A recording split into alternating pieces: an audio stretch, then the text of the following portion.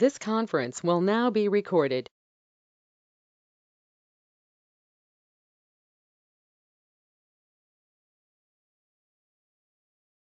वालेकुम अस्सलाम आयशा बेटे, क्या हाल चाल है आपका?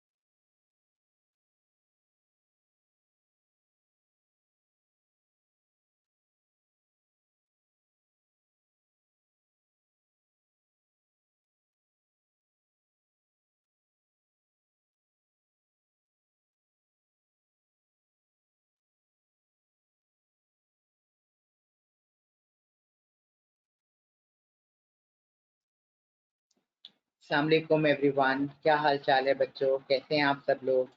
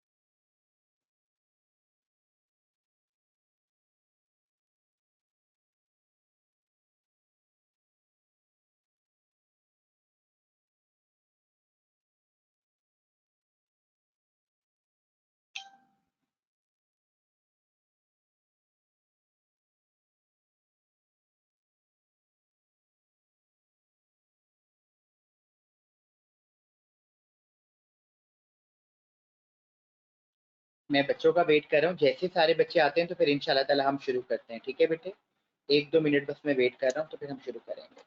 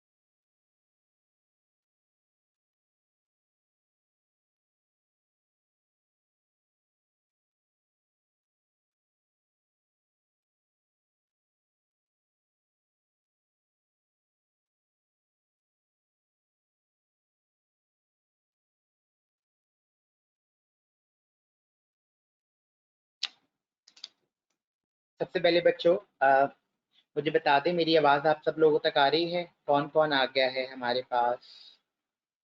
तो अहमद, अली, अवाद, आयशा, दाऊद,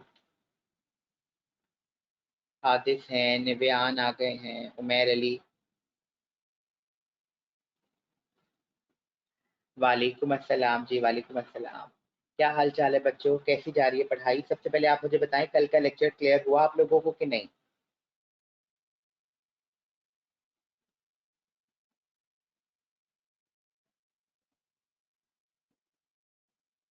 बेटे कल के लेक्चर में कोई सवाल, कोई डाउट, कोई एम्बिग्विटी है तो जल्दी से पूछ लीजिए।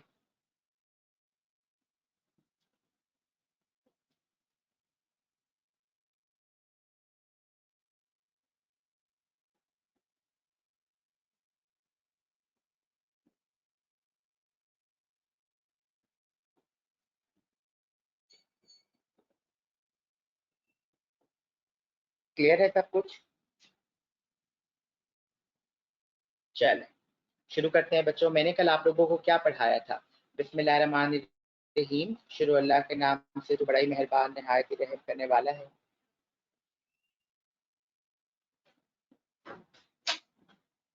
जी, तो बच्चों मैंने कल आप लोगों को पढ़ाना शुरू किया था एक्टिविटी बेस्ड कॉस्टिंग। मैंने आप लोगों को क्या बताया था? मैंने आप लोगों को बताया कि बेटा हमारे पास एब्जॉर्प्शन कॉस्टिंग बेसिकली क्या है?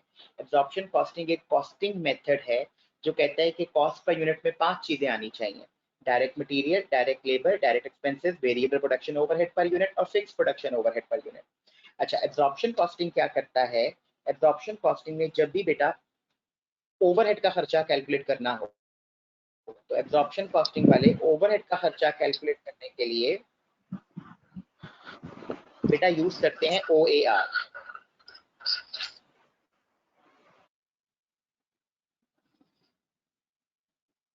एब्जॉर्प्शन कॉस्टिंग वाले ओवरहेड का खर्चा कैलकुलेट करने के लिए सहारा लेते हैं OAR का। और वो OAR कैसे कैलकुलेट करते हैं कि जितनी तरह के भी ओवरहेड्स हैं, तमाम के तमाम ओवरहेड्स को वो एब्जॉर्ब करवा देते हैं, या लेबर आर की बेस पे, या मशीन आर की बेस पर, या प्रोडक्शन यूनिट की बेस पर।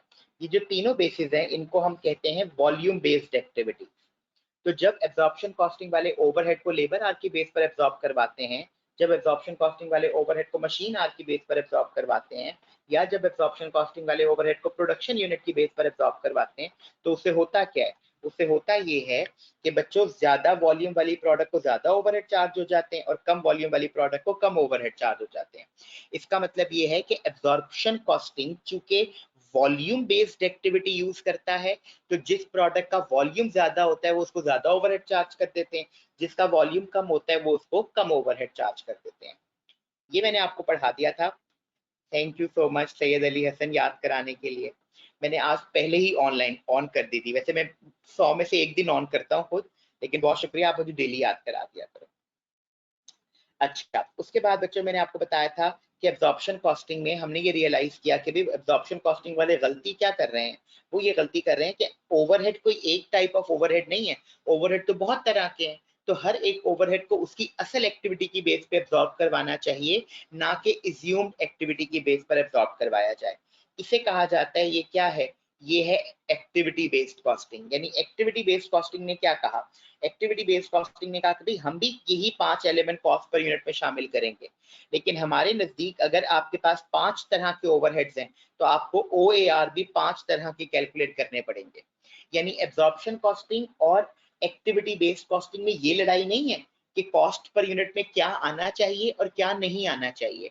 एब्जॉर्प्शन कॉस्टिंग और एक्टिविटी बेस्ड कॉस्टिंग में लड़ाई ये है कि जो ओवरहेड का खर्चा है, एब्जॉर्प्शन कॉस्टिंग वाले कहते हैं सबको ऐड करके एक OAR की मदद से खर्चा कैलकुलेट करो। एक्टिविटी बेस्ड कॉस्टिंग वाले कहते हैं नहीं, जितनी तरह के ओवरहेड उतनी तरह के OAR यूज करके आपको ओवरहेड एब्जॉर्ब करवाने पड़ेंगे। तो असल में ये बेसिक डिफरेंस है कि एब्जॉर्प्शन कॉस्टिंग में सिर्फ एक OAR होता है, एक्टिविटी बेस्ड कॉस्टिंग में जितनी तरह के ओवरहेड्स होंगे उतनी तरह के OAR होंगे। बेटा यहाँ तक मैंने कल पढ़ा दिया था। कोई मसला, कोई सवाल? जो नए बच्चे आए हैं वो भी बता दें, जो अभी क्लास ज्वाइन कर रहे हैं, जैसे शानिफ हैं, जवाद हैं। कोई सवाल बेटा, कोई डाउट है तो बताओ जल्दी से, वरना आगे बढ़ते हैं।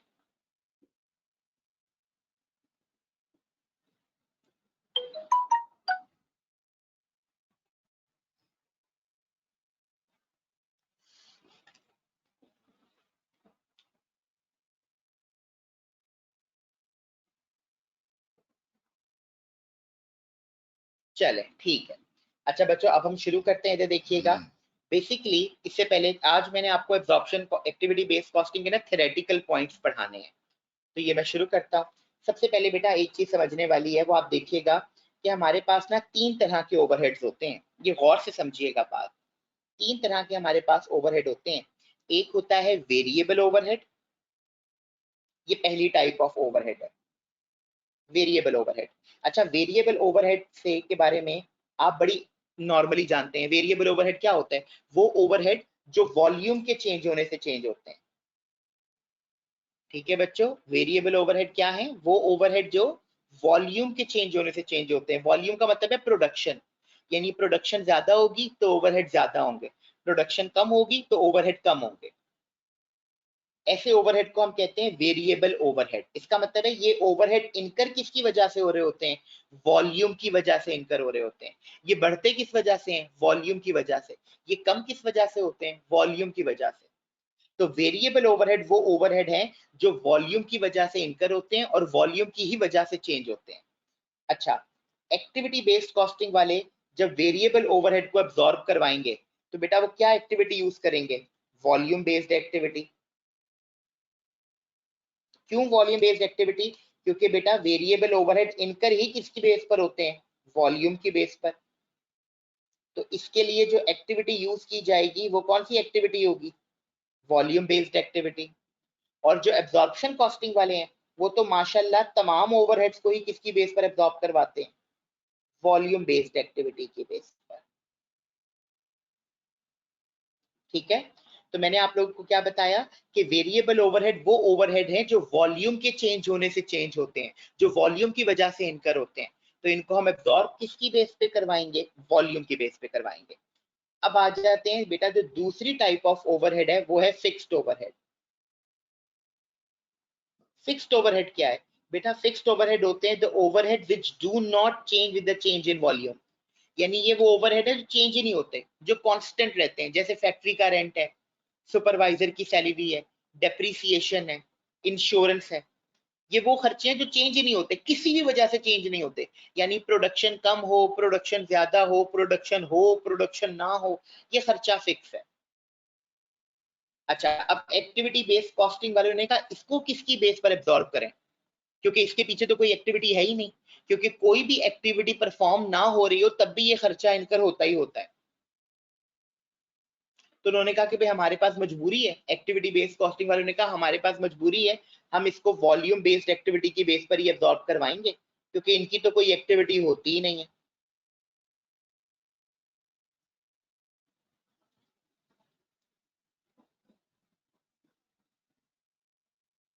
और बेटा जो एब्जॉर्प्शन कॉस्टिंग है वो तो हर ओवरहेड के लिए क्या यूज करते हैं? Volume based activity.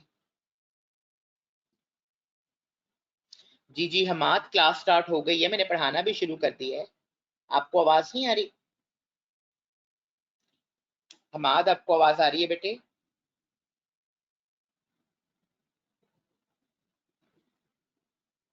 चले, अच्छा अब जरा देखिएगा बेटे, 3 तरह के ओवरहेड्स हैं। पहला है वेरिएबल ओवरहेड। वेरिएबल ओवरहेड वो ओवरहेड थे विच changes with the change in volume. उनके लिए बेटा एब्जॉर्प्शन कॉस्टिंग वालों ने भी वॉल्यूम बेस्ड एक्टिविटी यूज की और एक्टिविटी बेस्ड कॉस्टिंग वालों ने भी वॉल्यूम बेस्ड एक्टिविटी यूज की। जो फिक्स्ड ओवरहेड थे बेटा, फिक्स्ड ओवरहेड वो ओवरहेड है जो लेवल ऑफ एक्टिविटी के चेंज होने से चेंज ही नहीं होते। यानी कम वॉल्यूम बनाया जाए, ज्यादा वॉल्यूम बनाया जाए, इनको कोई फर्क नहीं पड़ता। फिक्स्ड ओवरहेड वो ओवरहेड है जो सेम रहते हैं, कांस्टेंट रहते हैं, जिन पे कोई फर्क नहीं पड़ता कि ये सेम रहते हैं, इन्होंने फर्क इन पे कोई चेंज ही नहीं आना। अब आप वॉल्यूम बनाएं, आप वॉल्यूम ना बनाएं, कोई एक्टिविटी परफॉर्म हो, कोई एक्टिविटी परफॉर्म ना हो, फिक्स्ड ओवरहेड पे कोई फर्क नहीं पड़ता, फिक्स्ड ओवरहेड सेम रहते हैं। अब एबीसी वालों ने कहा कि भाई इनके लिए हमने क्या एक्टिविटी यूज करनी है, क्योंकि इनके ओवरहेड इनकर होने के पीछे तो कोई एक्टिविटी नहीं है, क्योंकि ये तो फिक्स रहते हैं। तो उन्होंने कहा कि भाई हम मजबूर हैं, हम ऐसा करते हैं, इसके लिए भी क्या यूज करते हैं? वॉल्यूम बेस्ड एक्टिविटी यूज कर लेते हैं, क्योंकि एबीसी के पास कोई ऑप्शन ही नहीं थी इसके अलावा, क्योंकि इन ओवरहेड के पीछे तो कोई एक्टिविटी है ही नहीं ना। और एब्जॉर्प्शन कॉस्टिंग वाले तो बहरहाल वॉल्यूम बेस्ड एक्टिविटी ही यूज करते हैं। अब आ जाते हैं बेटा, एक तीसरा टाइप ऑफ ओवरहेड भी होते हैं जिनका कोई नाम नहीं है। इनको मैं कहता हूं ये गुमनाम ओवरहेड्स हैं। अच्छा, गुमनाम ओवरहेड कौन से होते हैं बेटा? गुमनाम ओवरहेड्स वो ओवरहेड्स हैं जो चेंज तो होते हैं लेकिन वॉल्यूम के चेंज होने से चेंज नहीं होते, किसी और फैक्टर के चेंज होने से चेंज होते हैं। यानी प्रोडक्शन के चेंज होने से चेंज नहीं होते, यूनिट्स के चेंज होने से चेंज नहीं होते, किसी और फैक्टर के चेंज होने से चेंज होते हैं। तो देखें, overhead which changes with the change in activity other than volume, यानी वॉल्यूम के अलावा।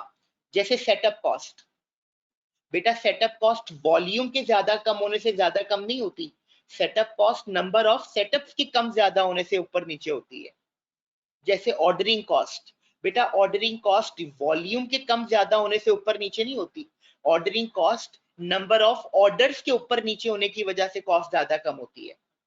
इंस्पेक्शन कॉस्ट वॉल्यूम के ज्यादा होने से या वॉल्यूम के कम होने से कम ज्यादा नहीं होती, नंबर ऑफ इंस्पेक्शन रन्स की वजह से कम या ज्यादा होती है। ये हैं वो गुमनाम ओवरहेड्स। अच्छा, एब्जॉर्प्शन कॉस्टिंग वाले इनको भी किसकी बेस पर एब्जॉर्ब करवाते हैं? वॉल्यूम बेस्ड एक्टिविटी की बेस पर।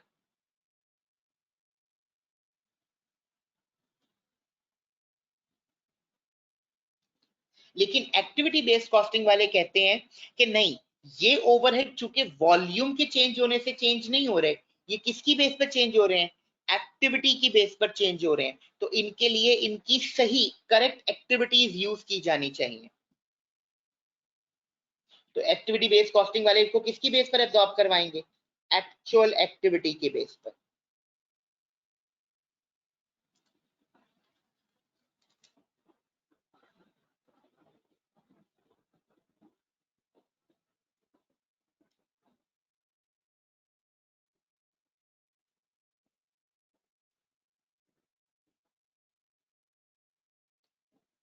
बच्चों अब ये पॉइंट आपको क्लियर हुआ?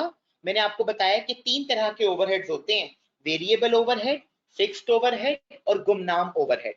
वेरिएबल ओवरहेड में भी, अच्छा अब देखें, वेरिएबल ओवरहेड में भी बच्चों एबीसी और एब्जॉर्प्शन कॉस्टिंग दोनों की ट्रीटमेंट सेम है। फिक्स्ड ओवरहेड में भी एबीसी और एब्जॉर्प्शन कॉस्टिंग दोनों की ट्रीटमेंट सेम है। तो बेटा आप मुझे बताएं कि एबीसी और एब्जॉर्प्शन कॉस्टिंग में फर्क कौन से ओवरहेड की ट्रीटमेंट में है?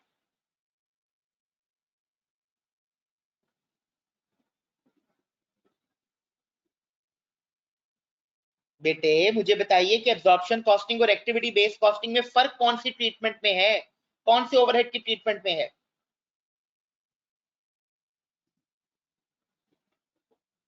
बिल्कुल ठीक बात है, गुमनाम ओवरहेड की ट्रीटमेंट में है।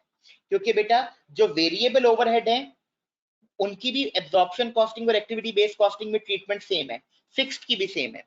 तो ये बड़ी इंपॉर्टेंट बात है कि आपने ये याद रखना है कि तीन टाइप ऑफ ओवरहेड में से दो टाइप ऑफ ओवरहेड में एबीसी और एब्जॉर्प्शन कॉस्टिंग में कोई कॉन्फ्लिक्ट नहीं है। एब्जॉर्प्शन कॉस्टिंग और एक्टिविटी बेस्ड कॉस्टिंग में कॉन्फ्लिक्ट सिर्फ थर्ड टाइप ऑफ ओवरहेड में है, जो कि है गुमनाम ओवरहेड। बेटा यहाँ इस ये जो मैंने कॉन्सेप्ट समझाया है इसमें कोई मुश्किल है तो बताएं।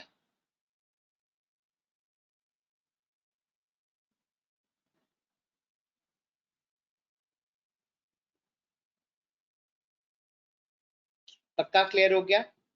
चले, अच्छा अब जरा देखिएगा बेटा, ये मैं ना इस तरह का आपको हर चैप्टर का हैंड आउट दिया करूंगा, एक समरी। यानी एक्टिविटी बेस्ड कॉस्टिंग के जितने थ्योरेटिकल पॉइंट्स है ना वो मैंने सारे समरी में लिखे हुए, ये मैं भी आपको व्हाट्सएप कर दूंगा। मैं हर चैप्टर का आपको ना इस तरह की एक शॉर्ट समरी बना के दिया करूंगा, ठीक है?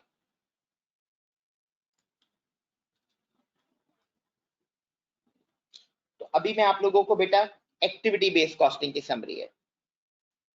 जी हादिस, क्या हुआ बेटे?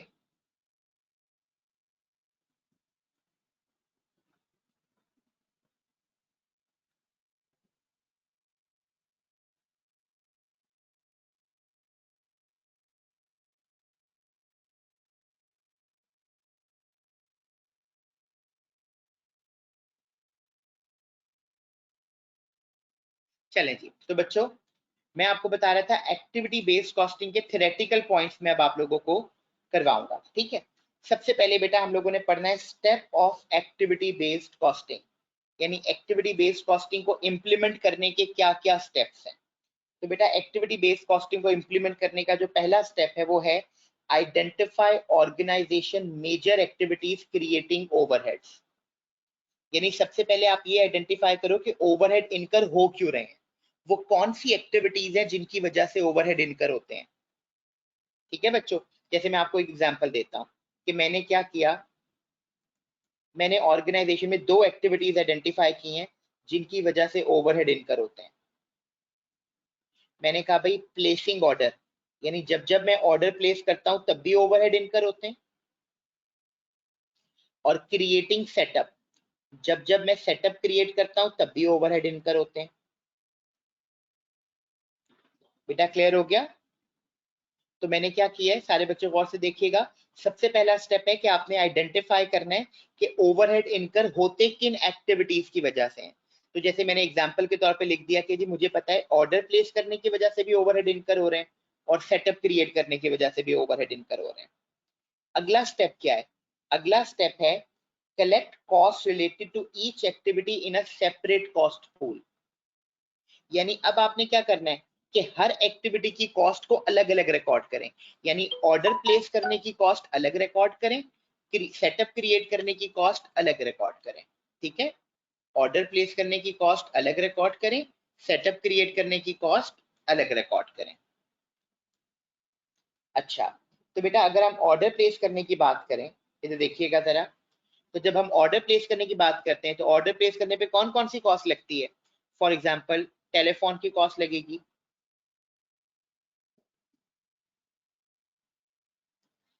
डॉक्यूमेंटेशन कॉस्ट लगेगी,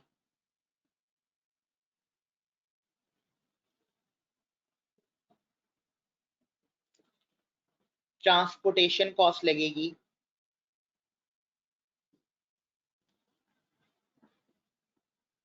एटसेट्रा। यानी मैंने क्या किया है बच्चों, मैंने सबसे पहले आइडेंटिफाई किया वो एक्टिविटीज जिन एक्टिविटीज की वजह से ओवरहेड इनकर होते हैं। मुझे पता चला मेरी 2 एक्टिविटीज हैं, ऑर्डर प्लेस करना एक एक्टिविटी है जिसकी वजह से ओवरहेड लगते हैं, सेटअप क्रिएट करना एक एक्टिविटी है जिनकी वजह से ओवरहेड लगते हैं। अब मैंने क्या करना है, हर एक्टिविटी के ओवरहेड अलग अलग रिकॉर्ड करने हैं। तो मैंने ऑर्डर प्लेस करने के ओवरहेड अलग रिकॉर्ड कर लिए, इसी तरह सेटअप क्रिएट करने के ओवरहेड में अलग रिकॉर्ड करूंगा। सेटअप क्रिएट करने पे कौन सी कॉस्ट आती है, जैसे फॉर एग्जांपल मैं ये कहूँ कि जी मेरी ऑर्गेनाइजेशन में मार्कर्स बनते हैं, तो पहले रेड कलर का मार्कर बनता है। अब रेड कलर के बाद जब ब्लैक कलर का मार्कर बनना पड़ेगा तो पहले मशीन को वॉश करना पड़ेगा ताकि उसमें से रेड इंक साफ कर दी जाए, तो वॉशिंग की कॉस्ट,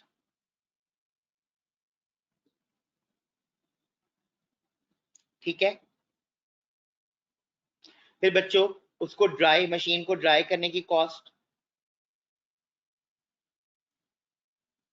फिर रेड कलर का मार्कर के बाद जब मैं ब्लैक कलर का मार्कर बनाता हूं तो ब्लैक कलर का मार्कर जो है उस पे बेटा मशीन का एक पुर्जा चेंज करना पड़ता है क्योंकि ब्लैक कलर के मार्कर का डिजाइन डिफरेंट है। तो जो इंजीनियर है वो हमारा आता है टेक्नीशियन, वो आके उस पार्ट को चेंज करता है। इसका मतलब है इंजीनियर का टाइम, इंजीनियर की कॉस्ट,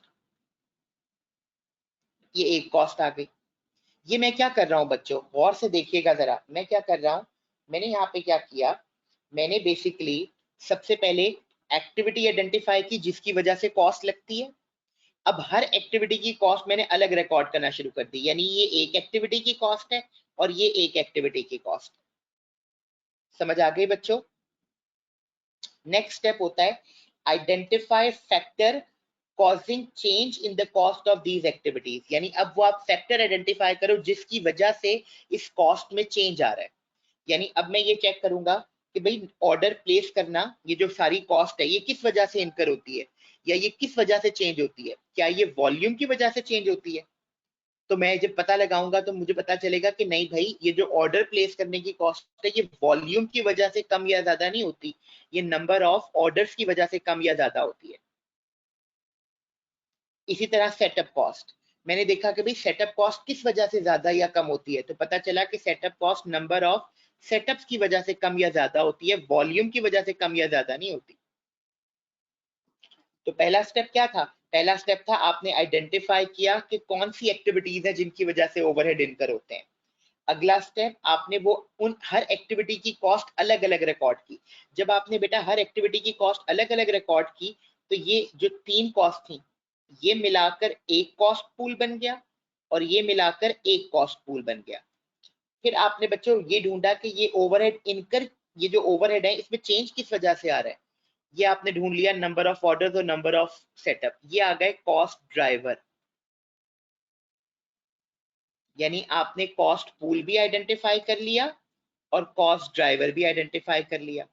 अब जब आप कॉस्ट पूल को कॉस्ट ड्राइवर पे डिवाइड करोगे तो आपका OAR आ जाएगा, calculate absorption rate per cost driver, और लास्ट स्टेप होता है charge cost of product on the basis of usages of these activities. तो इस तरह बच्चों एक्टिविटी बेस्ड कॉस्टिंग यूज की जाती है। यानी सबसे पहले आपने आइडेंटिफाई करना है वो कौन सी एक्टिविटीज हैं जो ओवरहेड इनकर कर रही हैं, फिर हर एक्टिविटी की कॉस्ट को अलग अलग रिकॉर्ड करो।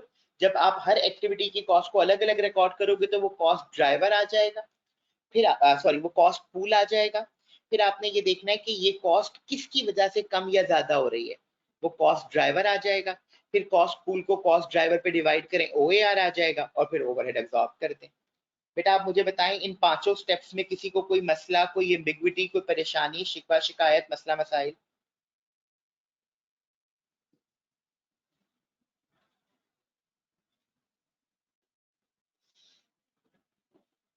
शानेफ कोई सवाल तो नहीं है बेटे?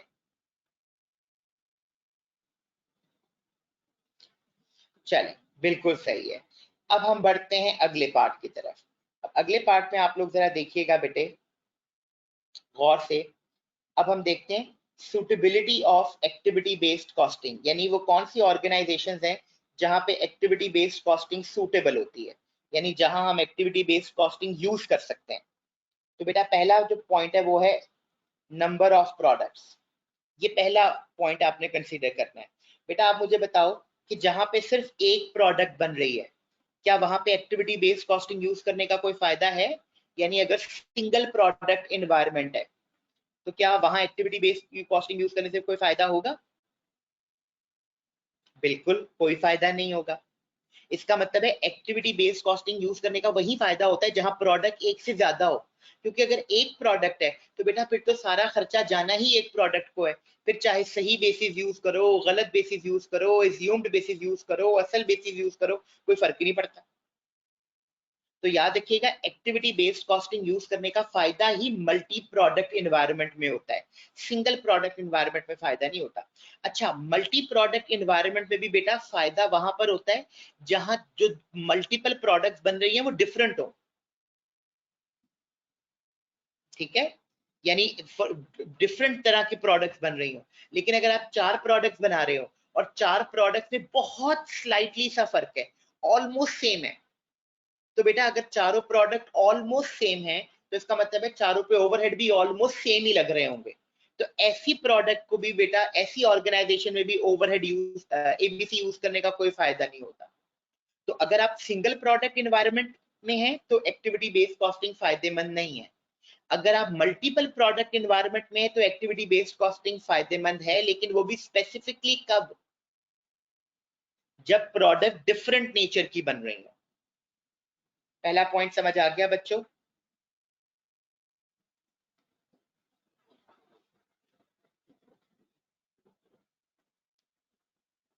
चल नेक्स्ट होता है कॉस्ट स्ट्रक्चर।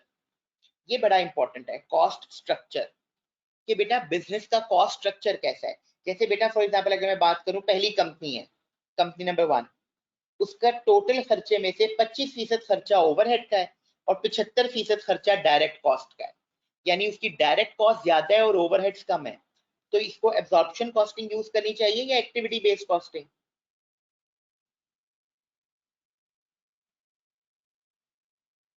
बताइए बच्चों, एब्जॉर्प्शन कॉस्टिंग यूज करना चाहिए इसको या एक्टिविटी बेस्ड कॉस्टिंग? बिल्कुल ठीक बात है, इसको एब्जॉर्प्शन कॉस्टिंग यूज करनी चाहिए, इसको एक्टिविटी बेस्ड कॉस्टिंग यूज करने का कोई फायदा ही नहीं है। क्योंकि बेटा एब्जॉर्प्शन एक्टिविटी बेस्ड कॉस्टिंग जो है उसने अपना सारा केस जो बिल्डअप किया है वो बिल्डअप किया है ओवरहेड की ट्रीटमेंट पे। यानी एक्टिविटी बेस्ड कॉस्टिंग वालों ने जो पूरा इमेज बनाया वो ये बनाया कि हम ओवरहेड की सही ट्रीटमेंट बताना चाहते हैं। तो इस कंपनी में तो ओवरहेड है ही कम, तो जहां पे ओवरहेड बहुत कम हो वहां एक्टिविटी बेस्ड कॉस्टिंग यूज करने का कोई फायदा नहीं है। अगला बेटा एक कंपनी है जिसकी 25% डायरेक्ट कॉस्ट है और 75% ओवरहेड है, यानी 75% ओवरहेड है। ओवरहेड तो ज्यादा है, लेकिन बेटा ये जो ओवरहेड है इसका 90% फिक्स्ड है और 10% वेरिएबल है। अब बेटा बताएं इस कंपनी को एब्जॉर्प्शन कॉस्टिंग यूज करना चाहिए या मार्जिनल एक्टिविटी बेस्ड कॉस्टिंग?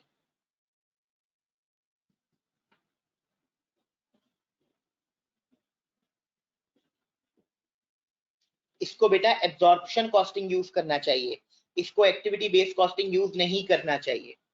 उसकी क्या वजह है? उसकी वजह यह कि बेटा आपके सारे के सारे ओवरहेड्स, आपके सारे के सारे ओवरहेड जो है या वो फिक्स्ड हैं या वेरिएबल हैं। और बेटा फिक्स्ड ओवरहेड और वेरिएबल ओवरहेड की एब्जॉर्प्शन कॉस्टिंग और एबीसी में ट्रीटमेंट सेम होती है। ये जिन्होंने एबीसी लिखा था ना वो बच्चे लेट आए थे क्लास में।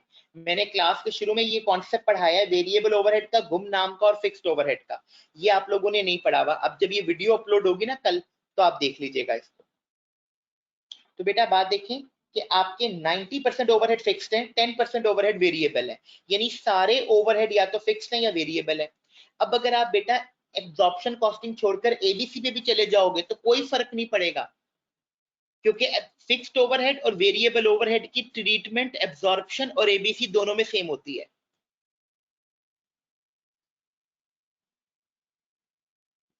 अच्छा नेक्स्ट एग्जांपल है बच्चों, आपके ओवरहेड है 75%, डायरेक्ट कॉस्ट है 25%। अब ये जो 75% ओवरहेड है इसका 90% गुमनाम ओवरहेड है। अब बताएं इसको क्या यूज करना चाहिए?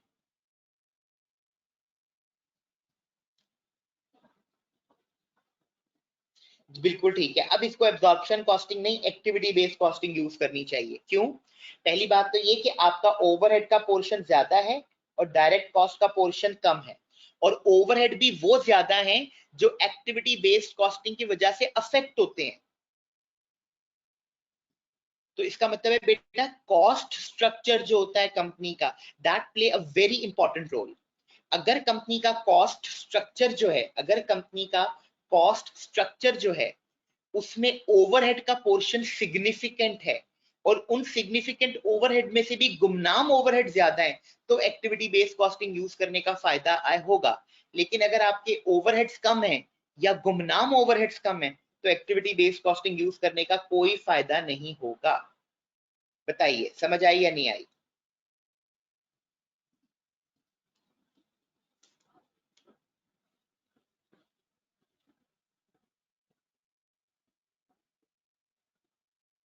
जी हम आज बिजनेसेस यूज करते हैं, और वो सारे बिजनेसेस, मैं वही आपको पॉइंट बता रहा हूँ कि कौन से बिजनेसेस को एबीसी यूज करनी चाहिए, वही पॉइंट डिस्कस करवा रहा हूँ यहाँ पर हम आज, कि कौन कौन से बिजनेसेस हैं जिनको एबीसी यूज करनी चाहिए। तो 2 पॉइंट मैंने डिस्कस करवा दिए हैं। ठीक है, यही पढ़ा रहा हूँ जो आपने पूछा है कि जी जिनकी वो कंपनी जिनकी मल्टीपल प्रोडक्ट एनवायरनमेंट होता है उनको यूज करना चाहिए एक्टिविटी बेस्ड कॉस्टिंग। जिनका कॉस्ट स्ट्रक्चर अभी मैंने डिस्कस करवाया कि वो ओवरहेड, वो कंपनी जिनके कॉस्ट स्ट्रक्चर में ओवरहेड का पोर्शन ज्यादा है उनको यूज करना चाहिए एक्टिविटी बेस्ड कॉस्टिंग।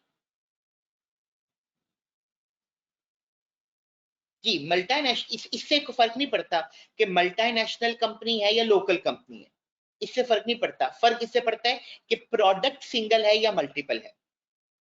ठीक है हम आज।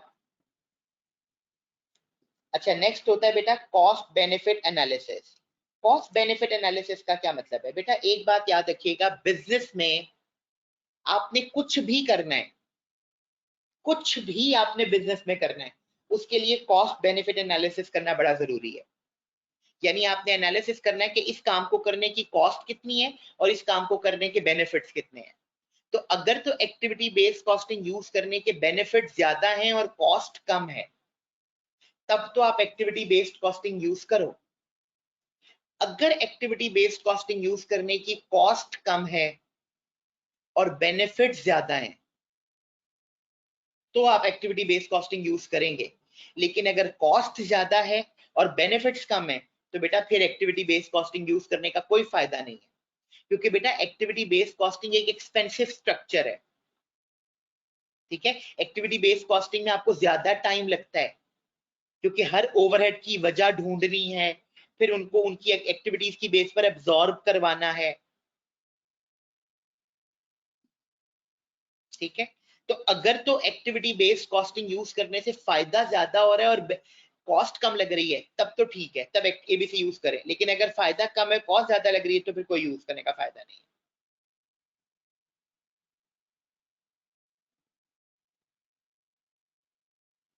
ठीक है, नेक्स्ट नेक्स्ट होता है बच्चों resistance bye employees.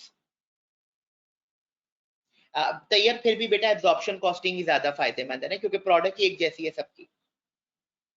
Resistance bye employees बेटा ये भी एक फैक्टर होता है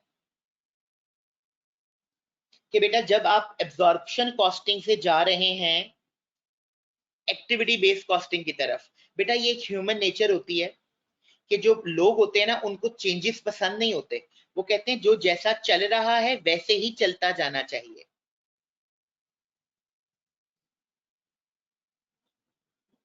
तो जब आप अपने मैनेजर से ये कहेंगे कि भाई पहले तू सारे ओवरहेड को एब्जॉर्ब करवाता था लेबर आर की बेस पे, लेकिन अब ऐसा नहीं होगा। अब जितनी तरह के ओवरहेड हैं, हर तरह के ओवरहेड की पहले वजह ढूंढ के मुझे बताओ और उस वजह पर ओवरहेड एब्जॉर्ब करवाओ। तो मैनेजर रेजिस्ट करेगा, एम्प्लॉइज रेजिस्ट करेंगे, वो कहेंगे यार जैसे काम पहले चल रहा था करने दे, ये नया हमारे सर पे स्यापा डालने की क्या जरूरत है।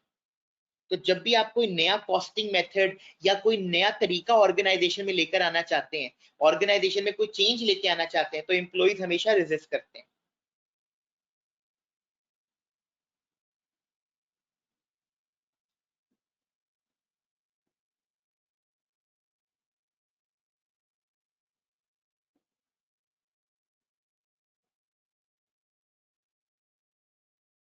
नेक्स्ट है चेंज इन इंफॉर्मेशन सिस्टम। ये भी बड़ा इंपॉर्टेंट है कि बेटा एक्टिविटी बेस्ड कॉस्टिंग यूज करने से पहले आपको ये भी कंसीडर करना पड़ेगा कि आपको अपने इंफॉर्मेशन सिस्टम को क्या करना पड़ेगा, चेंज। अच्छा बेटा एब्जॉर्प्शन कॉस्टिंग में क्या होता है, एब्जॉर्प्शन कॉस्टिंग में अगर आपको याद हो, पहले होती है एलोकेशन, फिर होती है अपोर्शनमेंट और फिर होती है रीअपोर्शनमेंट। ऐसा ही है ना बच्चों, मैंने पढ़ाया था ना। पहले क्या होती थी, एलोकेशन, फिर क्या होती थी, अपोर्शनमेंट, और फिर क्या होती थी,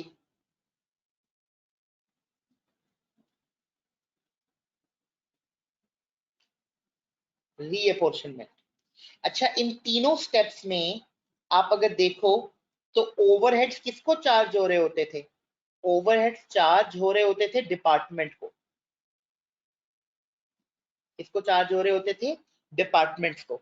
यानी अगर आपको याद हो तो आप फॉर्मेट बनाते थे डिपार्टमेंट 1, डिपार्टमेंट 2, डिपार्टमेंट 3। फिर पहले खर्चा एलोकेट करते थे, फिर खर्चा पोर्शन करते थे, फिर खर्चा रीअपोर्शन करते थे। बेटा ऐसे ही होता था ना।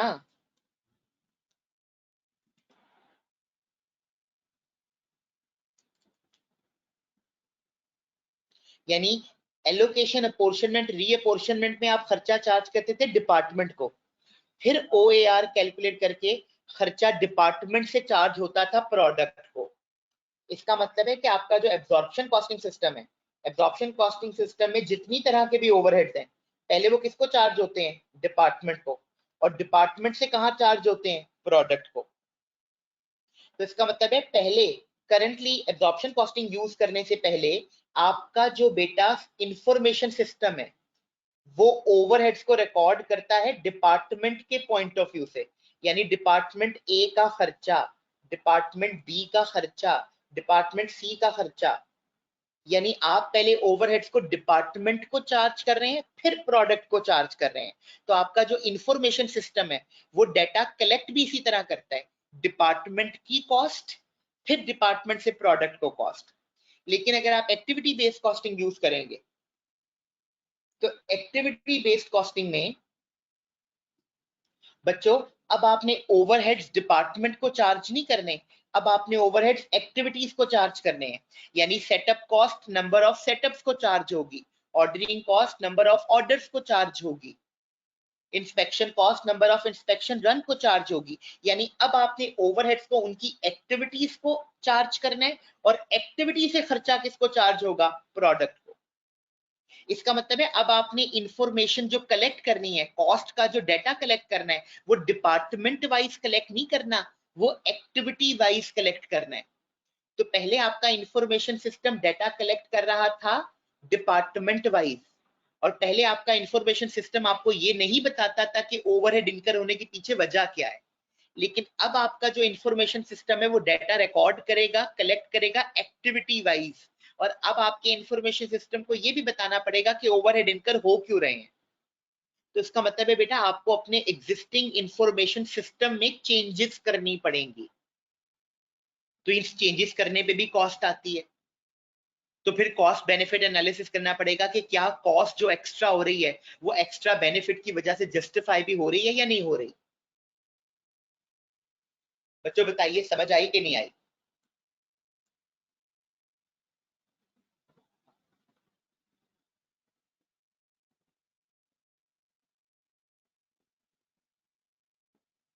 चले, तो बेटा ये वो सारे फैक्टर्स हैं जो आपने कंसीडर करने हैं एक्टिविटी बेस्ड कॉस्टिंग की तरफ जाने से पहले, कि आपका कॉस्ट स्ट्रक्चर क्या है, आपकी नंबर ऑफ प्रोडक्ट्स कितनी है, आपके एम्प्लॉइज रेजिस्ट करेंगे तो आप उनको कैसे मैनेज करेंगे, कॉस्ट बेनिफिट एनालिसिस करना है, इंफॉर्मेशन सिस्टम का चेंज चेक करना है, राइट।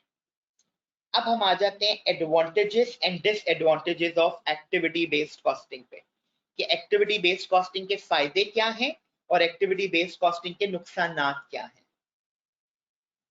अच्छा, एक्टिविटी बेस्ड कॉस्टिंग का बेटा सबसे पहला जो फायदा है हमारे पास बहुत सारे कलर्स के हाइलाइटर्स हैं, तो जो जो दिल चाहे आप मुझे बता सकते हैं वक्त के साथ साथ।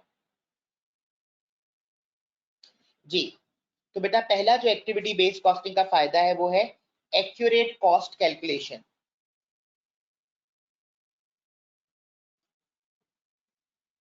यस, ये तो फायदा है बच्चों। भाई देखें जवाब के अंदर के जज्बात कह रहे हैं पिंक वाले, लो भाई जवाब तुम्हारे लिए पिंक।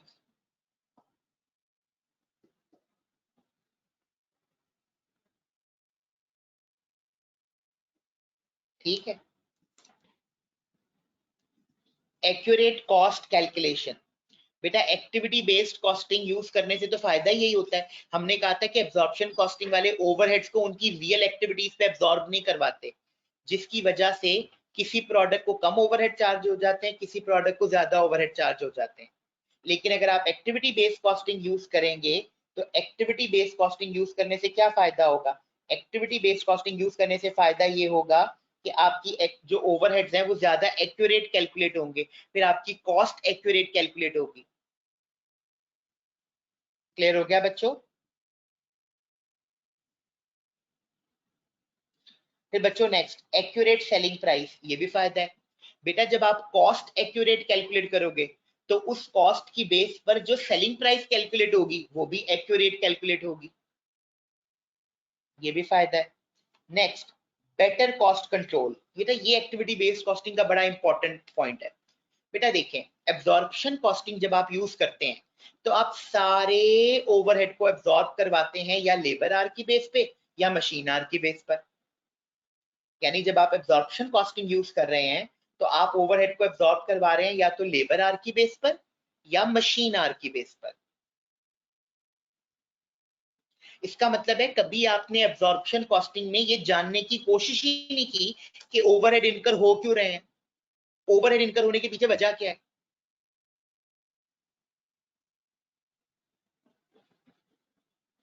अब आप ओवरहेड कंट्रोल करने की कोशिश भी करोगे तो नहीं कर पाओगे, क्यों? क्योंकि आपको यही नहीं पता कि ओवरहेड इनकर हो क्यों रहे हैं। लेकिन जब आप एक्टिविटी बेस्ड कॉस्टिंग यूज करोगे तो आपको पता चल जाएगा कि फलां ओवरहेड के इनकर होने के पीछे वजह क्या है। बेटा फिर आप क्या करोगे? फिर आप उस वजह को कंट्रोल करोगे, ओवरहेड ऑटोमेटिकली कंट्रोल हो जाएंगे। लेकिन जब आपको यही ना पता हो कि ओवरहेड इनकर हो क्यों रहा है, फिर आप जितना मर्जी हाथ मारो, हाथ पांव मारो ओवरहेड को कंट्रोल करने के लिए, ओवरहेड कंट्रोल नहीं होंगे। तो एबीसी में ओवरहेड को कंट्रोल करना ज्यादा आसान है, ज्यादा बेहतर कॉस्ट कंट्रोल होगी, क्योंकि आपको ये पता चल जाती है कि ओवरहेड इनकर हो क्यों रहे हैं, कॉस्ट इनकर हो क्यों रही है, फिर वो वजह कंट्रोल करते हो आप। बेटा समझ आ गई?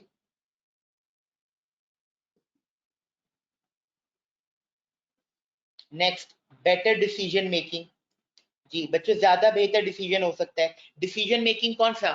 जैसे बेटा प्राइस का डिसीजन डिसाइड करना है आपने, प्राइसिंग का डिसीजन।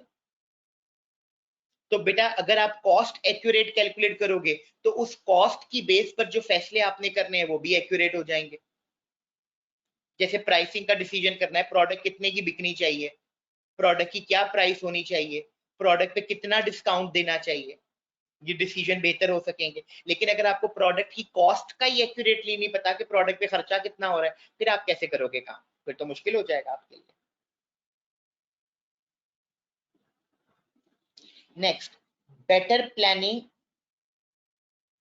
Activity based budgeting. बिल्कुल ठीक है बेटा, जब आप नॉर्मली बजट बनाते हो, तो जब अब ये गौर से सुनिएगा सारे बच्चे, जब आप नॉर्मली बजट बनाते हैं तो बेटा नॉर्मली बजट बनाते हुए आप कहते हैं कि वॉल्यूम डबल होगा तो यानी ओवरहेड भी डबल होंगे, ऐसा ही है ना? क्योंकि नॉर्मली आप ओवरहेड को किसकी बेस पर एब्जॉर्ब करवाते हैं? वॉल्यूम की बेस पर। यानी एब्जॉर्प्शन कॉस्टिंग वाले वॉल्यूम बेस्ड एक्टिविटी यूज करते हैं। तो एब्जॉर्प्शन कॉस्टिंग वालों के थ्रू, अगर एब्जॉर्प्शन कॉस्टिंग के थ्रू बजट बनेगा, तो अगर पिछले साल से इस साल आपका वॉल्यूम डबल हो रहा है तो एब्जॉर्प्शन कॉस्टिंग देगी ओवरहेड भी डबल कर दो। अच्छा, अगर पिछले साल से इस साल वॉल्यूम डबल नहीं हो रहा, वॉल्यूम सेम है, तो एब्जॉर्प्शन कॉस्टिंग वाले कहेंगे ओवरहेड भी सेम रहेंगे। क्योंकि एब्जॉर्प्शन कॉस्टिंग वालों की नजर में ओवरहेड इनकर होते ही किसकी वजह से हैं? वॉल्यूम की वजह से। लेकिन जब आप एक्टिविटी बेस्ड कॉस्टिंग के थ्रू बजट बनाएंगे तो भाई आप ये कहोगे कि हर ओवरहेड वॉल्यूम की वजह से चेंज नहीं होता। गुमनाम ओवरहेड के लिए वॉल्यूम मत देखो, गुमनाम ओवरहेड के लिए एक्टिविटी देखो कि पिछले साल से इस साल में क्या सेटअप्स बढ़ रहे हैं या नहीं। अगर नंबर ऑफ सेटअप्स बढ़ रहे हैं तो खर्चा बढ़ेगा, नंबर ऑफ सेटअप्स नहीं बढ़ रहे तो खर्चा भी नहीं बढ़ेगा, नो मैटर वॉल्यूम में क्या चेंज है। इसका मतलब है अब जब आप बजट की प्लानिंग करेंगे तो आप ओवरहेड्स की प्लानिंग वॉल्यूम की बेस पे नहीं करेंगे, आप ओवरहेड की प्लानिंग उनकी एक्टिविटीज की बेस पे करेंगे। बेटा सही कह रहा हूं गलत कह रहा हूं?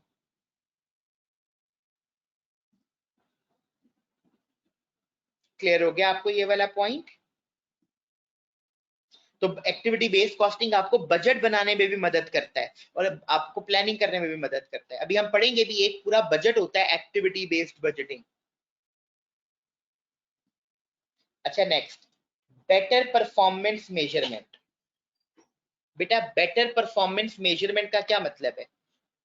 देखो बच्चों, अगर आपकी 3 प्रोडक्ट्स हैं, प्रोडक्ट ए, प्रोडक्ट बी और प्रोडक्ट सी। अब बच्चों आपने इस प्रोडक्ट की कॉस्ट कैलकुलेट की, इसकी भी कॉस्ट कैलकुलेट की, इसकी भी कॉस्ट कैलकुलेट की एब्जॉर्प्शन कॉस्टिंग के थ्रू। तो एब्जॉर्प्शन कॉस्टिंग के थ्रू इनकी कॉस्ट एक्यूरेट नहीं आई। जब कॉस्ट एक्यूरेट नहीं आई तो इनका प्रॉफिट भी एक्यूरेट नहीं आया। तो आप जब ये देख रहे होगे कि ए प्रोडक्ट अच्छा परफॉर्म कर रही है, बी प्रोडक्ट अच्छा परफॉर्म कर रही है या सी प्रोडक्ट अच्छा परफॉर्म कर रही है,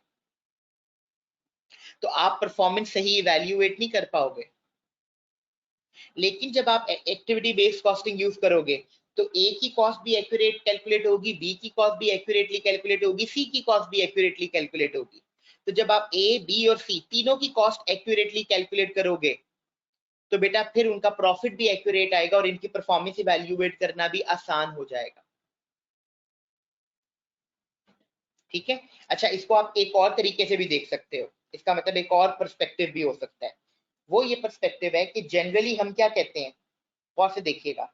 यानी एब्जॉर्प्शन कॉस्टिंग में क्या होता था कि जितने भी प्रोडक्शन ओवरहेड्स हैं, आप कहते थे कि इसके लिए रिस्पॉन्सिबल कौन है, यानी किसकी ये रिस्पॉन्सिबिलिटी है? प्रोडक्शन डिपार्टमेंट की, प्रोडक्शन डिपार्टमेंट के मैनेजर की।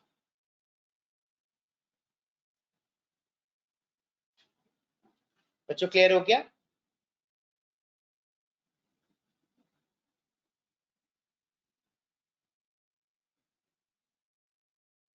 यानी हम जनरली एब्जॉर्प्शन कॉस्टिंग में कहते हैं चूंकि प्रोडक्शन ओवरहेड है तो इसका जिम्मेदार कौन है, प्रोडक्शन डिपार्टमेंट के मैनेजर।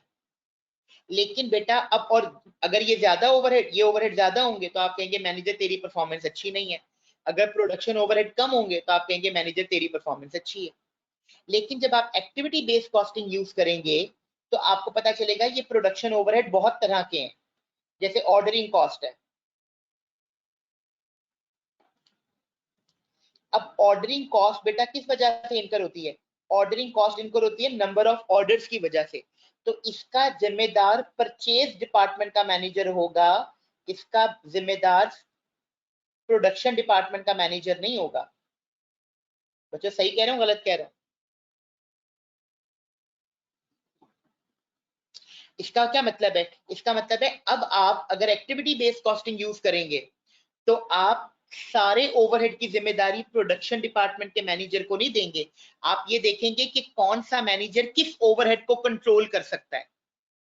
जो मैनेजर जिस ओवरहेड को कंट्रोल कर सकता है उसकी परफॉर्मेंस इवैल्यूएट करते हुए वही ओवरहेड कंसीडर किए जाएंगे, बाकी नहीं किए जाएंगे। यानी अब आप प्रोडक्शन डिपार्टमेंट के मैनेजर की परफॉर्मेंस इवैल्यूएट करते हुए ऑर्डरिंग कॉस्ट कंसीडर नहीं करोगे, क्योंकि ऑर्डरिंग कॉस्ट को वो कंट्रोल ही नहीं कर सकता।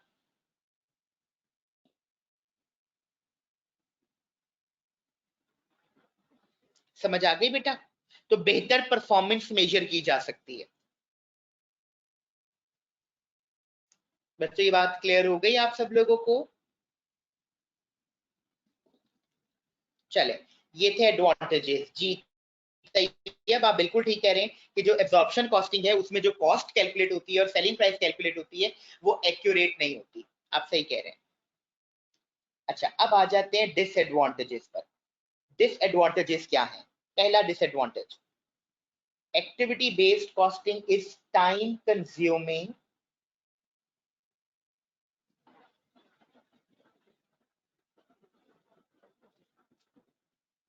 Activity based costing is time consuming and expensive.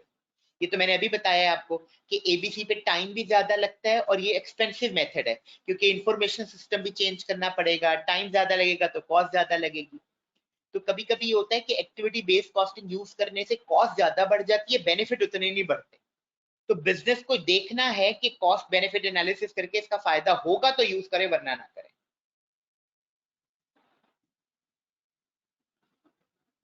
ठीक है बच्चों, next, many judgmental decisions still be requiring for the construction of activity based costing system। ये बड़ा इंपॉर्टेंट पॉइंट है बेटा। एबीसी वाले वैसे तो बड़े फखर से कहते हैं कि हर ओवरहेड की इनकर होने के पीछे एक वजह होती है और ओवरहेड्स को उस वजह की बेस पर एब्जॉर्ब करवाना चाहिए। लेकिन बेटा एब्जॉर्प्शन याद रखिएगा, एबीसी वालों को भी कहीं ना कहीं एजम्पशन लेनी पड़ती है एब्जॉर्प्शन कॉस्टिंग की तरह। जैसे मैं एग्जांपल देता हूं बेटा, कुछ ओवरहेड्स होते हैं जिनकी कोई एक्टिविटी ही नहीं होती। जैसे बेटा फॉर एग्जांपल ईद आई और ईद पे आई आपने लेबर को बोनस दिया, ईद आई आपने लेबर को बोनस दे दिया। अब जब ईद आई और आपने लेबर को बोनस दे दिया तो बेटा आप मुझे बताओ कि क्या कोई एक्टिविटी परफॉर्म हुई है?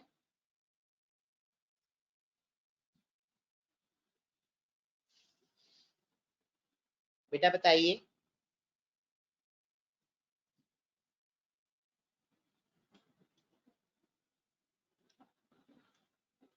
बिल्कुल सही है, ईद आई आपने लेबर को बोनस दे दिया लेकिन कोई एक्टिविटी परफॉर्म नहीं हुई।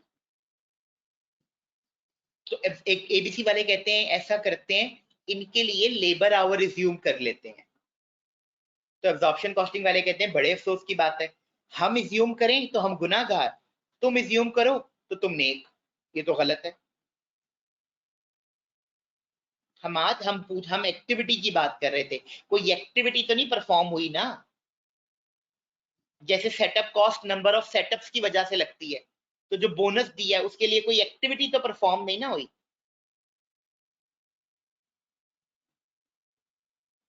तो इसका मतलब ये है कि अगर कोई आपसे ये कहे कि एक्टिविटी बेस्ड कॉस्टिंग वाले भी ऑर्बिट्री बेसिस यूज करते हैं, तो आपने कहना है यस, एक्टिविटी बेस्ड कॉस्टिंग वाले भी कभी कभी ऑर्बिट्री बेसिस यूज करते हैं।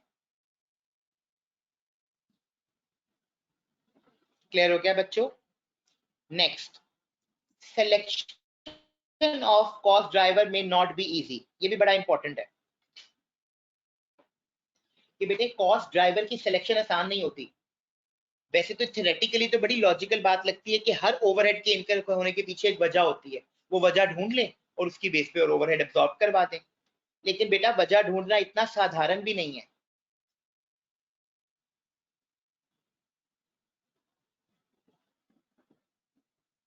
यानी हर बार वो वजह ढूंढना इतना साधारण भी नहीं है। जैसे फॉर एग्जांपल,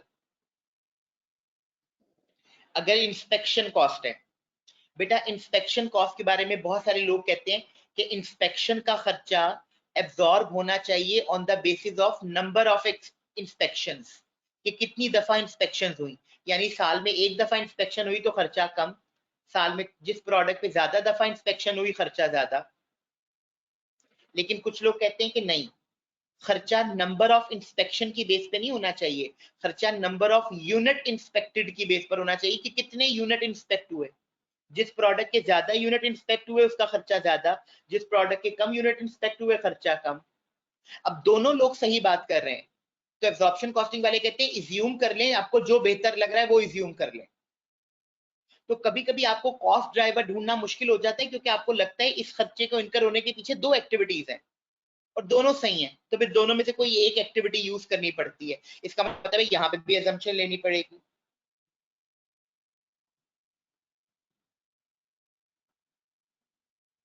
ठीक है,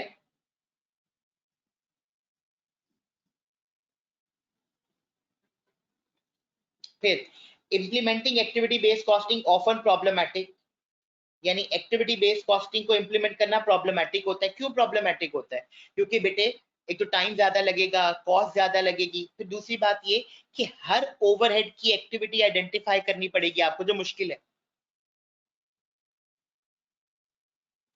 एब्जॉर्प्शन कॉस्टिंग तो बड़ा सिंपल है ना, सारे ओवरहेड्स को ऐड किया, एक ही लेबर आवर पे एब्जॉर्ब करवा दिया। अब आप हर ओवरहेड की एक्टिविटी ढूंढो, जस्टिफाई करो, फिर उसकी बेस पर एब्जॉर्ब करवाओ, तो बहुत प्रॉब्लम फेस करने पड़ते हैं इस दौरान आपको। Next, the cost of implementing and maintaining an activity based system can exceed the benefit improved occurs। ये तो अभी भी बता दिया कि कभी कभी एक्टिविटी बेस्ड कॉस्टिंग यूज करने से कॉस्ट इतनी इंप्रूव नहीं होती जितना ज्यादा खर्चा हो जाता है, यानी बेनिफिट उतना नहीं होता जितनी ज्यादा कॉस्ट हो जाती है, फिर एक्टिविटी बेस्ड कॉस्टिंग यूज करने का कोई फायदा नहीं है। अगला है, activity based costing will be limited benefit if cost are primarily volume related. ये भी मैंने आपको बता दिया कि एक्टिविटी बेस्ड कॉस्टिंग फायदेमंद वहीं पर ही है जहां पे गुमनाम ओवरहेड ज्यादा हो। अगर आपके सारे ओवरहेड वॉल्यूम रिलेटेड है तो बेटा फिर तो चाहे आप एब्जॉर्प्शन कॉस्टिंग यूज करो चाहे एक्टिविटी बेस्ड कॉस्टिंग यूज करो, उन्होंने एब्जॉर्ब वॉल्यूम की बेस पर ही होना है।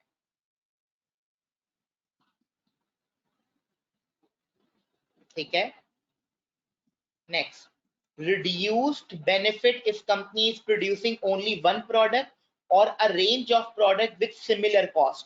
बिल्कुल सही है कि बेटा एक्टिविटी बेस्ड कॉस्टिंग का तो फायदा ही वो है जहां पे मल्टीपल प्रोडक्ट इन्वायरमेंट हो और प्रोडक्ट भी डिफरेंट नेचर की हो, ताकि सब पे डिफरेंट तरह की कॉस्ट लग रही है। अगर सारी प्रोडक्ट एक जैसी है, सब पे एक जैसी कॉस्ट लग रही है, फिर तो एक्टिविटी बेस्ड कॉस्टिंग यूज करने का कोई फायदा नहीं है। तब तो एक्टिविटी बेस्ड कॉस्टिंग और एब्जॉर्प्शन कॉस्टिंग दोनों का बेनिफिट सेम होगा।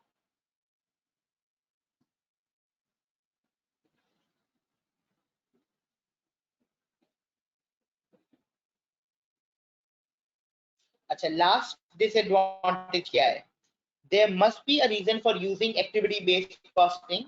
ABC must provide meaningful product cost and extra information that management will use. If the management is not going to use ABC information for any practical purpose, a traditional absorption costing system would be simpler to operate just as good. बेटा ये बड़ी important बात है कि जब आप activity based costing use करते हैं, उमर दिलावर मैं समझा देता हूँ वाला पॉइंट, जब आप एक्टिविटी बेस्ड कॉस्टिंग यूज करते हैं तो एक्टिविटी बेस्ड कॉस्टिंग यूज करने से आपको बहुत ज्यादा यूजफुल इंफॉर्मेशन मिलती है। अब एक्टिविटी बेस्ड कॉस्टिंग का फायदा बेटा सिर्फ तब हो सकता है जब मैनेजमेंट उस ऑर्गेनाइजेशन की उस इंफॉर्मेशन को इफेक्टिवली यूटिलाइज करे। अब बच्चों अगर तो मैनेजमेंट जो है वो उस इंफॉर्मेशन को इफेक्टिवली यूटिलाइज कर रही है, तब तो एक्टिविटी बेस्ड कॉस्टिंग यूज करने का फायदा है। लेकिन बेटा अगर एक organisation activity based costing use करती है, टाइम लगाती है, कॉस्ट लगाती है, रिसोर्सेज लगाती है और बहुत सारी फायदेमंद इंफॉर्मेशन हासिल कर लेती है, लेकिन उस इंफॉर्मेशन को मैनेजमेंट यूज ही नहीं करती, तो बेटा फिर एक्टिविटी बेस्ड कॉस्टिंग को यूज करने का क्या फायदा हुआ? इसका मतलब है आप कॉस्ट लगा रहे हो और जो इन्फॉर्मेशन मिली उसका कोई फायदा ही नहीं हासिल हुआ। जैसे मैं एक एग्जांपल देता हूं, आपको ये पता चल गया कि ordering cost number of orders की वजह से इनकर होती है। अब अगर आप बेटा अभी भी नंबर ऑफ ऑर्डर्स को रिड्यूस करने की कोशिश ना करो, तो फिर एबीसी यूज करने का क्या फायदा? एबीसी ने जो इन्फॉर्मेशन दी है उससे आपने क्या हासिल किया? कुछ भी नहीं। फिर बेहतर है एब्जॉर्प्शन कॉस्टिंग की यूज कर लो। ठीक है, छठा पॉइंट क्या था? छठा पॉइंट ये था कि बेटा एक्टिविटी बेस्ड कॉस्टिंग यूज करने का फायदा सिर्फ तब होगा जब ऑर्गेनाइजेशन के ओवरहेड ज्यादा हो और डायरेक्ट कॉस्ट कम हो। अगर एक ऐसी ऑर्गेनाइजेशन है जहां पे ओवरहेड बहुत कम इनकर होते हैं, तो बेटा वहां पे तो एक्टिविटी बेस्ड कॉस्टिंग यूज करने का कोई फायदा ही नहीं है, क्योंकि एक्टिविटी बेस्ड कॉस्टिंग तो ट्रीटमेंट ही किसकी बताती है? ओवरहेड की। और ओवरहेड भी कौन से होने चाहिए दिलावर, उमर दिलावर? ओवरहेड भी वॉल्यूम ओवरहेड भी होने चाहिए गुमनाम नेचर वाले। अगर किसी ऑर्गेनाइजेशन में फिक्स्ड ओवरहेड ज्यादा है या उस ऑर्गेनाइजेशन में वॉल्यूम रिलेटेड ओवरहेड ज्यादा है, तब तो बेटा एक्टिविटी बेस्ड कॉस्टिंग यूज करने का कोई फायदा नहीं होगा आपको।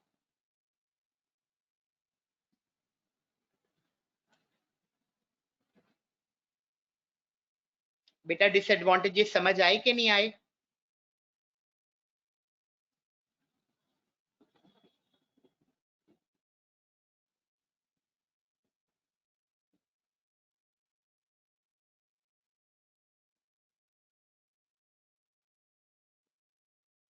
चलें, गुड। अच्छा अब जरा देखिएगा बच्चों, अब ये मैंने कॉस्ट पूल और कॉस्ट, ये देखिए कॉस्ट ड्राइवर और कॉस्ट पूल की डेफिनेशन लिखी हुई है। कॉस्ट ड्राइवर क्या है? एनी फैक्टर, रीजन और base which generate overhead cost. बेटा कॉस्ट ड्राइवर क्या होता है? वो वजह जिसकी वजह से ओवरहेड इनकर हो रहे होते हैं। ये वो रीजन है जो कि ओवरहेड को बढ़ाती है या कम करती है, यही होता है ना कॉस्ट ड्राइवर। नेक्स्ट होता है कॉस्ट पूल। कॉस्ट पूल का मतलब है the cost that accumulate for each activity of cost is known as cost pool. आप आसान समझिए कि हर एक्टिविटी की जो कॉस्ट है उसे कॉस्ट पूल कहते हैं, या जो टाइप ऑफ ओवरहेड है उसे कॉस्ट पूल कहते हैं। अच्छा बच्चों ये देखें, अब ये मैंने एक्टिविटी बेस्ड कॉस्टिंग की सारी जो समरी थी ना वो आप लोगों को बता दी है। अब अगर आप, ये मैं आपको भी इंशाल्लाह ताला थोड़ी रात में पीडीएफ सेंड भी कर दूंगा इसका ना, ये हैंड आउट का, मैं आपको हर चैप्टर की ये समरी दिया करूंगा। एक बात याद रखें कि मैंने जितने बच्चे देखे हैं जो F5 में फेल हो जाते हैं, बेटा उसमें एक बड़ी इंपॉर्टेंट वजह ये कि वो बुक रीडिंग नहीं करते। तो बुक रीडिंग बड़ी इंपॉर्टेंट है, बुक रीडिंग बहुत ही ज्यादा इंपॉर्टेंट है। तो आई वुड रियली रेकमेंड कि आप लोग बुक को रीड करें। तो कैप्लन की स्टडी टेक्स्ट जो है ना वो बड़ा आसान लिखा हुआ है, आप वहां से रीडिंग कर लें। लेकिन बुक रीड करने से पहले आप मेरे ये समरी नोट रीड कर लिया करें। बुक में जितनी काम की बातें हैं ना मैं उनको समराइज करके इसमें हैंड आउट में लिख देता हूँ। जब यहां से पढ़ लेंगे तो आपको बुक ऑलरेडी आधी कवर हो जाएगी, फिर जब आप बुक पढ़ लेंगे तो आसानी हो जाएगी आपके लिए। ठीक है बच्चों?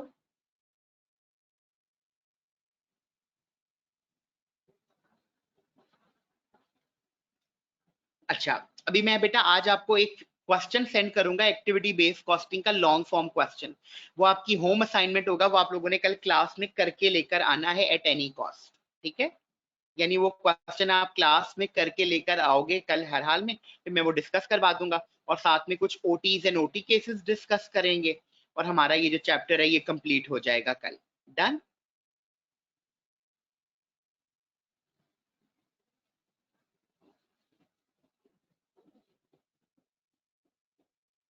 हमारा स्कैन्स का बेटा स्टडी टेक्स्ट नहीं होता, scans will provide you practice material. ठीक है, मैंने आपका एक बनाया है रिसोर्स पैक, उस रिसोर्स पैक में सारे objective questions, long form questions, वो सब एडेड है। स्टडी टेक्स्ट आपको बेटा खरीदना पड़ेगा कैप्लन का। जो स्कैन्स का हमारा जो स्टडी मट, यानी आपने रिवीजन किट नहीं परचेज करनी।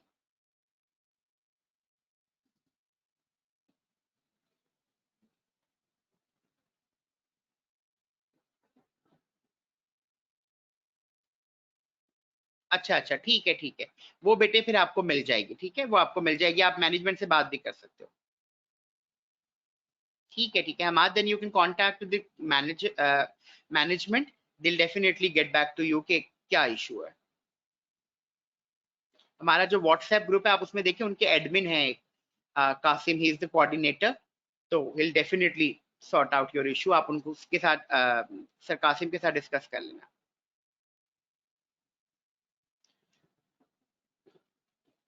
अच्छा, या फिर आप क्या कह रहे थे कि व्हाट्सएप पे क्या ओपन नहीं होता? कौन सा क्वेश्चन ओपन नहीं होता बेटा?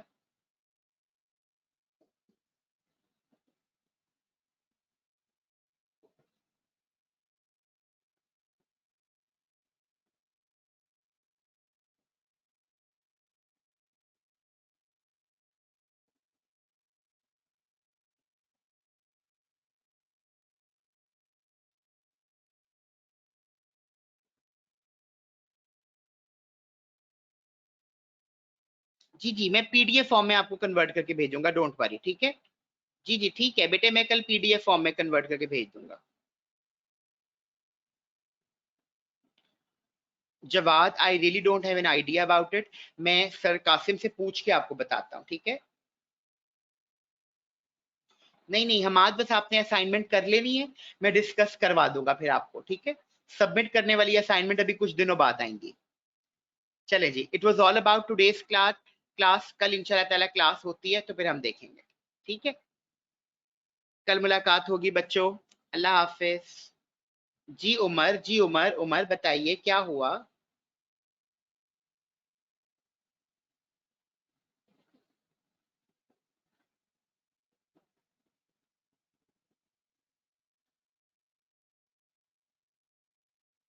कॉस्ट ड्राइवर के एडवांटेजेस होते ही नहीं है बेटा, एक्टिविटी बेस्ड कॉस्टिंग के एडवांटेजेस या डिसएडवांटेजेस होते हैं मोहम्मद हादिस, ठीक है बेटे। अच्छा उमर, बेटे आपको स्टडी टेक्स्ट खरीदना है कैप्लन का, और रिवीजन किट कोई भी नहीं परचेज करनी। जो नया स्टूडेंट, उमर आपसे बात कर रहा हूँ कि आपने कोई भी रिवीजन किट परचेज नहीं करनी। प्रैक्टिस सारा मटेरियल आपको स्कैन्स प्रोवाइड करेगा, जो कि आपके सारे C R OTs OT cases, वो सारा स्कैन आपको प्रोवाइड करेगा। आप अपना जो एड्रेस है वो बता दीजिएगा स्कैन्स को, और आपको आपकी बुक्स जो हैं वो आपके मतलब ये जो प्रैक्टिस मटेरियल है ये आपके घर डिलीवर कर दिया जाएगा, ठीक है। और जो स्टडी टेक्स्ट है दैट इज कैप्लिन का लेना है आपने, वो आपको परचेज करना पड़ेगा, ठीक है। चलें जी, ओके, अल्लाह हाफिज, अब मुलाकात। जी जी बच्चों, ये मैंने पढ़ा दिया हादिस, ये बच्चों मैंने बता दिया आपको। कॉस्ट ड्राइवर पढ़ा बताया तो है, कॉस्ट ड्राइवर का मतलब होता है वो वजह जिस वजह से ओवरहेड इनकर होते हैं मोहम्मद हादिस। और ये कॉस्ट पूल, ये सिर्फ डेफिनेशन है कॉस्ट ड्राइवर और कॉस्ट पूल की।